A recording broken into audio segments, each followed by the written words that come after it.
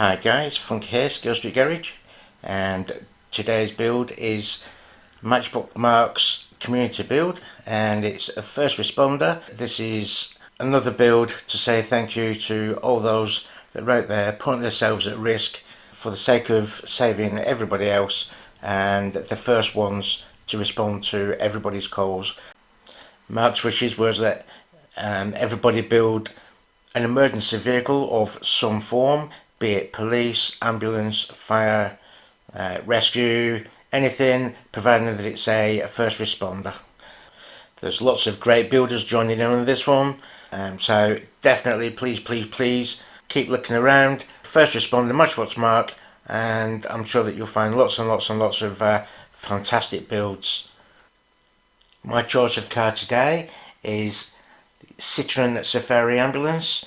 This is a Husky diecast, and it's dated from 1964 to 1967.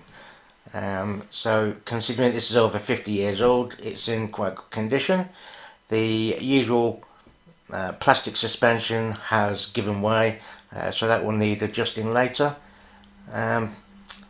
Slightly dented roof, as you can see, chipped, but the glass is in good condition, the wheels are in good condition, so let's get this puppy apart. Now, if anybody is familiar with these Husky vehicles, I'm sure you'll agree, the rivet posts are absolutely tiny. They are ridiculously small, so small that I'm not even going to attempt to tap and die it, or even use self-tapping screws on these. This will be put back together using super glue.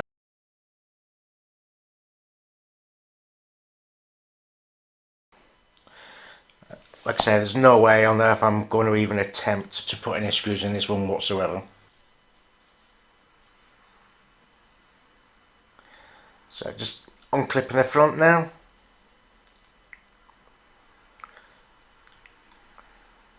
Now this part here I struggled with because it lifts, but there's at the back there's like a little flap. So I very carefully just keep forcing it and forcing it and forcing it until I keep wiggling it and trying again, and eventually it actually comes loose. As you'll see here, now I'll go in again, gently pry it, and it will pop off. But what I didn't realise was that it's actually a hinge. If I'd have just lifted the front wheels down and hinged it towards the back, it would have just come off nice and easy. I found out that afterwards, but I'll know for the next one. Tiny little clear glass in this one that literally just sits on top of the blue screen. The interior seats are blue on this one. Like I say, the suspension's gone really weak. Most of the chrome's missing, but the wheels are in good condition, so that's good news. So ready to get rid of the paint. In comes a shitty strip. In it goes. Go for a little primordial swim in there. Put that to one side for later. Now this is the poor man's washing machine. The fluid is all dirty, so I'm just about to renew it. As you'll see there, 99.9% isopropyl alcohol. And I'm just going to put a splash of that in there.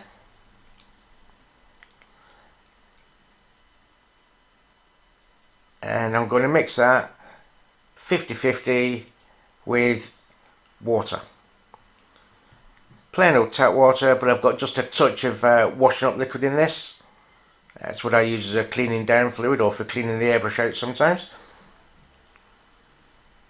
As you'll see, it starts frothing up, but that's fine. That's its usual. Give it a little shake. It does tend to separate, but then it all mingles together, and it's just as one usual one conformity then. There is another chassis in there of something else. And there we go.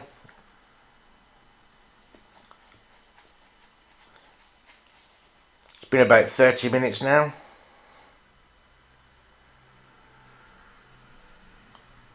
Give this a quick try. So it looks like it's done its job. Yep, that confirms it. It just comes off by the sheet. That's cool. So that can now go for a nice wash off in hot soapy water.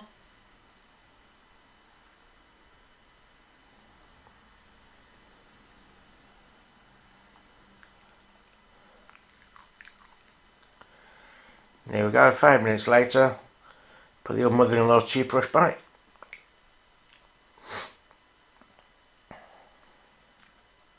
A quick dry off. Ready for the wire brush attachment. So, the usual rotary tool with a wire brush attachment, and this comes off nice and easy. And I was amazed at this. Like I say, it's sort of 50 years old, and it came up lovely.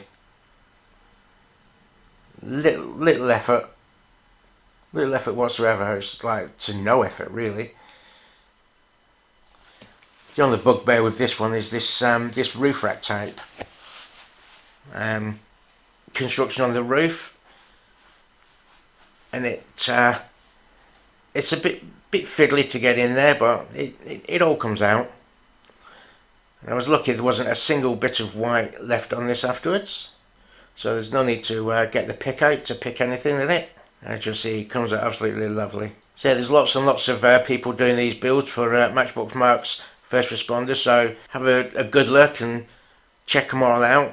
Some fantastic builders out there, and they're all going to be pumping out some amazing pieces of work. This is for a great cause. This is an awareness to the first responders that are out there at the moment, taking their life at risk to save everybody else. So this one is a really good cause. I'm actually running late with this one. I should have been up a few hours ago, but time wasn't on my side for this one, and it was going to be a push and shove of whether I would actually get one done in time for it. I did say I would try my best to mark and to brine diecast outcast, but yeah, I've managed it. So it's into the spray booth. Some nice coats of the usual Tamiya acrylic white. Absolutely love this stuff, I really do. It doesn't take long, and it dries pretty quickly because I mix mine with isopropyl alcohol. That way it dries off a lot quicker than usual. People mix it with the X20A thinners, but because that's mainly water based, it takes a long time to evaporate, and so it takes quite a while to dry out. I eliminate drying times as most I can, and if I want it to go off a lot quicker, if it's a really cold day, then I'll use 2K automotive thinners, and it dries really quickly. I wouldn't attempt it in the summer. It will probably be dry before it hits the car. So now that's had some coats of paint, once it's just drying off, we can get the plastic parts out of the washing machine.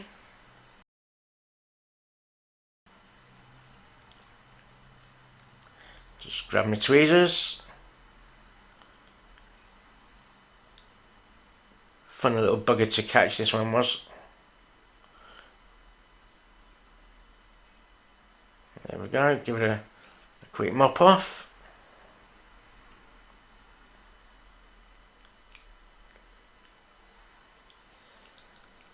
I'm sure you'll agree that's come up lovely. What amazes me is this mix brings the glass up beautiful. It really does. Just give it a quick rinse off.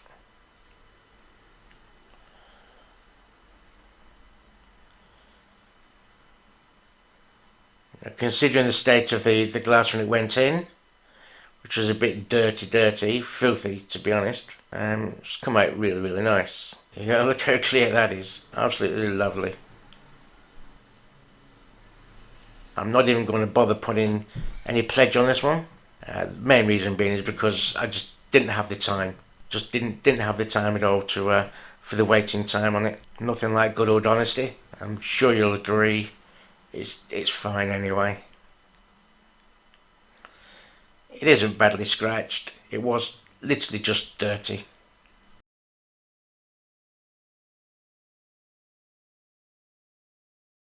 One thing I will say though is the isopropyl mix on this chrome does make it go a little bit powdery. You get like a little residue, but that brushes off.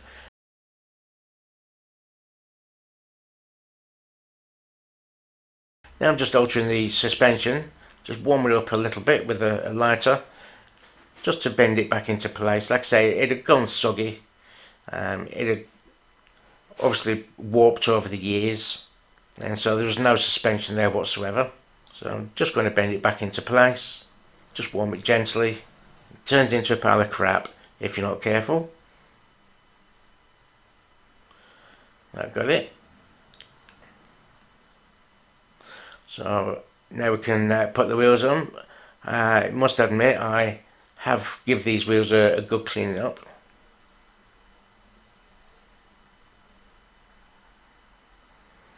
A bit fiddly to get in. You've got to be very careful, because if you bend the plastic suspension too much, it just snaps, especially with the age of this plastic, which isn't a good thing. But we were lucky and we got in there. It was as slack as Nora Batty's knickers at first to start with, and that suspension's working beautifully now. Now the paint dry, we can put the decals. There's only one decal on this one. This is once again homemade decals, and the setting fluid there once again is white vinegar and water. Actually works brilliantly. Thank you, Brian, Diecast 8cast, for the tip on this one.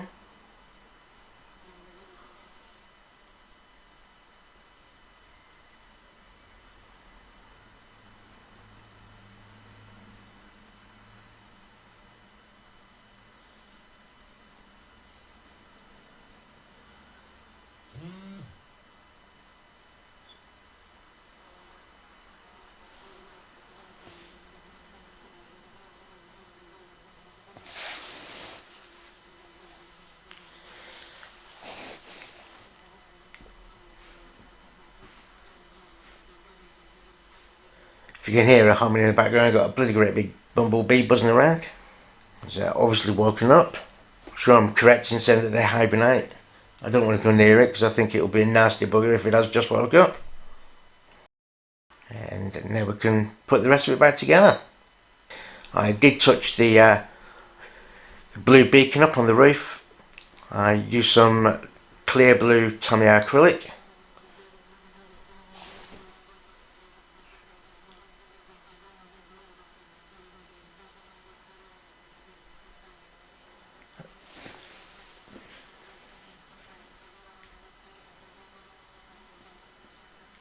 That's clipped in.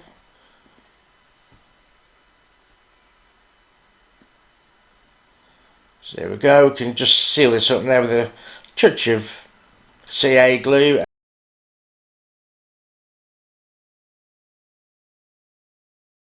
Quick touch up.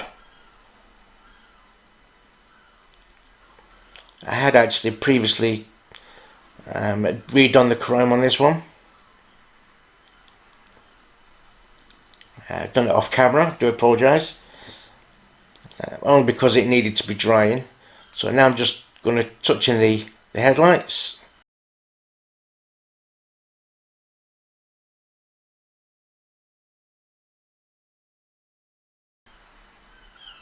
All done. And as Mert would say, I'm happy with that. A quick recap of what it started off as. All chipped and scratched, and the decal missing, and the blue beacon all scratched, etc, etc, etc. Well, Mert, you've certainly caused a great build. Look at this now, guys. Back to new again. One husky Citroen Safari ambulance, all back in its natural colours. This one I didn't do as a resto mod. I put this one purely as a restoration. as this one's going into my personal collection.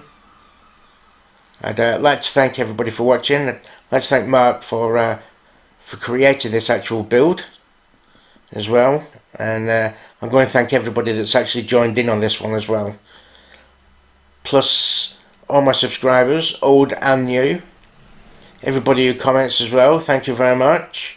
It's all appreciated. Like I say, it's very difficult times out there with this COVID-19, so all I can say, people, is stay safe. Everybody stay safe. Please go and watch everybody else's builds. Like I say, Matchbox Marks first responder build. Thanks for watching, everyone. Take care. Bye bye.